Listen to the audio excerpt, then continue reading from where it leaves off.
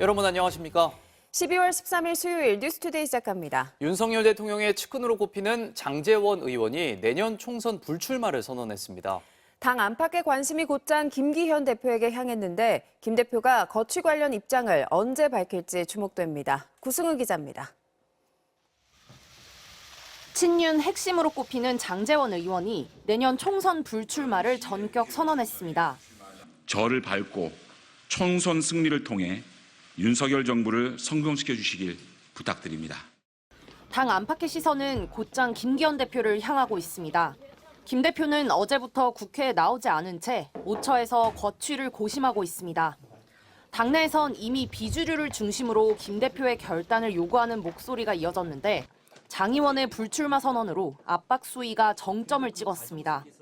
이번 주가 이제 사실상 마지막 골든타임. 김기현 대표도 비슷한 결단할 수 있겠다라는 생각이 들었거든요. 대표의 희생과 헌신이 불출마나 험지 출마여서는 안 된다며 대표직을 내려놓아야 한다거나 사직생은 당 구성원 전체에게 요구할 게 아니라 김 대표가 책임지고 물러나는 거라고 했습니다.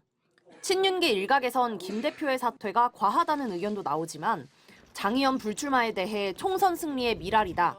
혁신 불씨를 살렸다는 평가는 당내 다른 친윤계, 영남 중진 의원들도 압박하고 있습니다. 권성동 이철규 의원과 초선이지만 윤석열 대통령과 가깝고 영남이 지역구인 박성민, 박수영 의원 등의 희생이 뒤따를지도 주목됩니다. 그래도 의원이 먼저 친윤이시잖아요. 당을 위해서 좀 불출마 결단에 동참하실 의향이 있으십니까? 국민의힘 관계자는 장 의원의 불출마 선언으로 김 대표의 결단 시기도 빨라질 것 같다며 이르면 오늘 결단할 가능성도 있어 보인다고 말했습니다. MBC 뉴스 구승은입니다. 만약 김기현 당대표까지 사퇴하면 국민의힘 총선 리더십에 큰 변화가 불가피합니다. 총선 4개월을 앞두고 비대위 체제 가능성도 나옵니다. 조윤정 기자입니다. 장제원 의원의 전격 불출마에 당내에선 예상보다 이르다는 평가가 나왔습니다. 여기엔 엑스포 유치 실패로 부산 민심이 흔들리는 상황과 내년 총선 서울 의석이 6곳만 우세하다는 당내 보고서까지 나온 것이 영향을 미친 것으로 보입니다. 혁신위까지 사실상 빈손으로 조기 종료하면서 당내 갈등이 최고조에 이르자 장 의원의 결단이 앞당겨졌을 거란 분석입니다. 장 의원의 불출마 결정에 윤석열 대통령과 어느 정도 교감이 있는지도 관심인데 장 의원은 즉답을 피했습니다. 윤석열 대통령과 상의한 게 있었는데 자, 오늘은 좀 이해를 해주십시오. 제가 인터뷰를 또 제가 정식으로 또 하고 그래서 제가 자세하게 설명을 드리는 날이 좀 있지 않겠습니까? 만약 김기현 대표가 사퇴한다면 국민의힘은 총선 4개월을 앞두고 비상대책위원회 체제로 갈 가능성이 높습니다.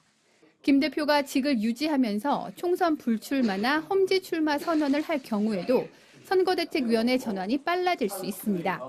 장 의원의 전격 불출마로 여권 총선 지형에 변화의 시도탄이 쏘아 올려진 것으로 보입니다. MBC 뉴스 조윤정입니다. 네덜란드를 국빈 방문 중인 윤석열 대통령이 반도체 장비 기업 ASML 본사를 찾았습니다.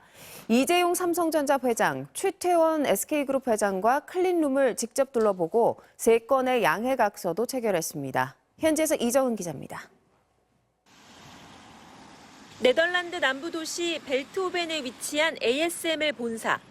전 세계에서 유일하게 극자외선 노광 장비를 생산하는 이곳에 윤석열 대통령과 이재용 삼성전자 회장, 최태원 SK 회장이 방문했습니다. ASML이 전 세계의 반도체 공급망을 지탱한다는 말이 과언이 아닐 정도로 ASML 장비는 최첨단 반도체 칩 생산에 필수적입니다. ASML이 만들어낸 반도체 산업의 혁신은 인공지능, 5G, 모빌리티 등 4차 산업혁명의 강력한 동력이 되고 있습니다. 한국은 이번 방문을 계기로 양국 반도체 협력을 동맹 수준으로 끌어올리겠다는 구상인데 이를 위해 3건의 양해각서도 체결했습니다. 삼성전자, SK하이닉스가 각각 ASML과 연구개발을 함께 하기로 했고 양국 정부는 인재 육성을 위해 반도체 아카데미를 운영하기로 했습니다.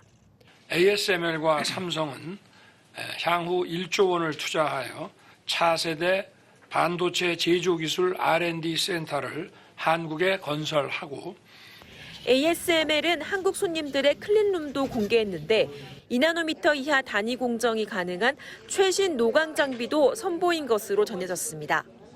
환영식부터 ASML 방문, 만찬까지 알렉산더르 국왕과 어제 하루를 함께한 윤 대통령은 오늘 네덜란드의 행정 수도인 헤이그에서 마르크 류터 총리를 만나 회담합니다. 헤이그는 100여 년 전 고종이 을사늑약의 부당함을 알리려 특사들을 파견한 곳이기도 합니다. 윤 대통령은 오늘 이준열사 기념관도 방문합니다. 암스테르담에서 MBC 뉴스 이정은입니다.